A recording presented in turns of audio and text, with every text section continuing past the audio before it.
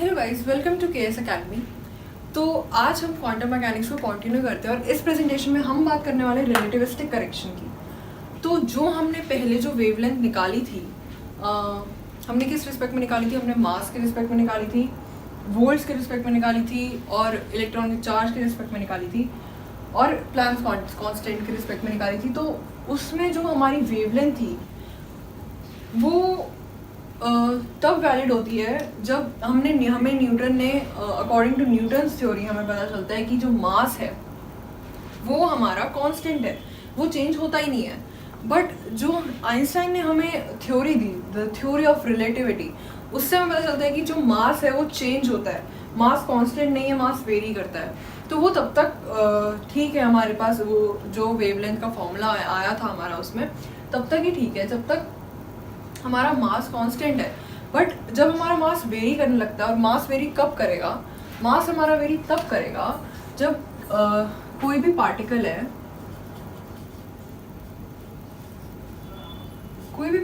है, वो हमारा लाइट की स्पीड होती है 3 × 10⁸ मीटर पर सेकेंड, लाइट की स्पीड से ट्रैवल करे। तो जो आइंस्टाइन है उन्होंने क्या नोटिस करा कि जब भी कोई भी पार्टिकल, कोई भी मास हमारा लाइट की स्पीड से ट्रैवल करता है तो हमारा मास में जो है ना वो फर्क आता है, हमारे मास में चेंज आ जाता है। हमारा जो मास है वो वेलोसिटी के रिस्पेक्ट में वेरी करने लगता है, जबकि नॉर्मली आप जैसे चलो आपका वेलोसिटी कितने भी, आपका मास उतना ही रहता है। बट जब आप 10⁸ मीटर पर सेकेंड से ट्रैवल करते हो या ऐसा कुछ सेटअप करो कि आप इतनी स्पीड से ट्रैवल करो, तो आपका जो वेलोसिटी है उसके रिस्पेक्ट में मास आपका चेंज हो जाएगा। तो जो हमारा इलेक्ट्रॉन है उसकी वेलोसिटी हमने जब कैलकुलेट करी, तो जो हमारा इलेक्ट्रॉन है उसकी जब हमने वेलोसिटी कैलकुलेट करी, कैपिटल V नहीं है, स्मॉल v है, जब हमने वेलोसिटी कैलकुलेट करी तो अराउंड 10⁶ मीटर पर सेकेंड, चूँकि लाइट के जितनी तो नहीं है, जैसे ये हमारा न्यूक्लियस हो गया, इसके अंदर हमारे पास प्रोटॉन और न्यूट्रॉन्स, और ये हमारे पास एक शेल है, इसके अंदर ये इलेक्ट्रॉन है।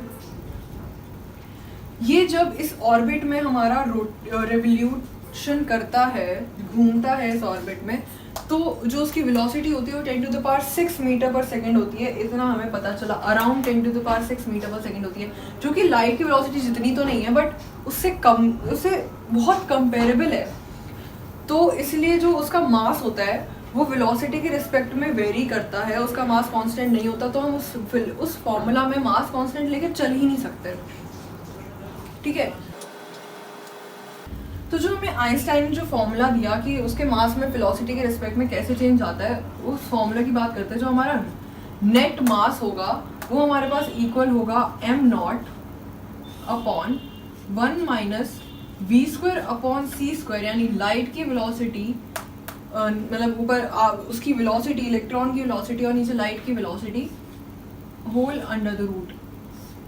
इस फॉर्मूला से हमारा मास जो है वो वेरी करेगा, ठीक है। तो जो हमारी नई काइनेटिक एनर्जी है, जो हमारा मास वेरी कर रहा है उसके हिसाब से जो हमारी काइनेटिक एनर्जी आएगी वो हमारे पास आएगी mc² - m0c², ठीक है। दिस इज इम्पॉर्टेंट, इसे 1 मान लेते हैं। तो यहाँ से अगर हम c² कॉमन लें तो m - m0 c², ठीक है। और हमने एक नया फॉर्मूला क्या पढ़ा था काइनेटिक एनर्जी का, वोल्ट्स के टर्म्स में E × V। तो अब इन्हें अगर हम इक्वेट करें तो हमारे पास क्या आएगा, m - m0 = eV/c²। वहाँ पे ले जाते हैं हम नॉट को, तो m0 + eV/c²। अगर हम इस टर्म में से, पूरे टर्म में से m0 बाहर निकाल लें, कॉमन ले लें m0, इसके आगे मैं यहाँ कर रही हूँ, m = m0, क्या आएगा यहाँ पे, क्या बचेगा, 1 + eV/m0c²,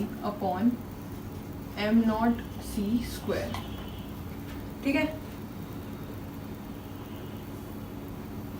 और अगर हम इस पूरी इक्वेशन का रूट कर देंगे तो m का हाफ की power half is equals to m0 की पावर हाफ, या फिर आप इसे रूट भी लिख सकते हो, बट मैं कन्फ्यूजन ना हो इसलिए मैं ऐसे लिख रही हूँ, 1 plus EV by m0 c² इसकी होल पावर हाफ। ठीक है, तो हमारे पास फॉर्मूला क्या आया था उस वक्त, हमारे पास लैम्डा का क्या फॉर्मूला आया था, हमारा फॉर्मूला था h upon under the root 2m तो यहाँ पे जो रूट m है उस रूट m की जगह हम ये पूरी वैल्यू उठा के रख देंगे, इस पूरी की पूरी वैल्यू को रूट m में उठा के रख दो, तो आपके पास जो हमारा वेरी मास का फॉर्मूला है वो आ जाएगा। तो lambda equals h upon under the root 2 EV m0, और अगर इसी टर्म को मैं ऊपर ले जाऊं तो 1 plus EV bye m0 c² की पावर यहाँ पे क्या हो जाएगी -1/2। ठीक है,